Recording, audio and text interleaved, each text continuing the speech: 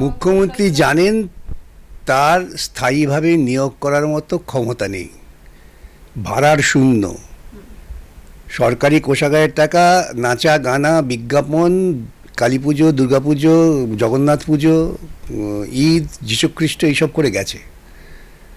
সরকার তার স্থায়ী কর্মচারীদের বেতন দিতে পারছে না, বহু জায়গায় পেনশন দিতে পারছে না, কন্ট্রাক্টরদের পাওনা টাকা ডিক্রি হয়ে গেলেও সেই টাকা দিতে পারছে না, কন্ট্রাক্টরদের ডেকে বলা হচ্ছে ছেড়ে দাও।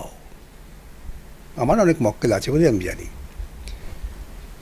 সুতরাং সেই রাজ্যের মুখ্যমন্ত্রী সুনির্দিষ্ট পরিকল্পনা হচ্ছে কোনো মতেই আমি স্থায়ী নিয়োগের দিকে যাব না।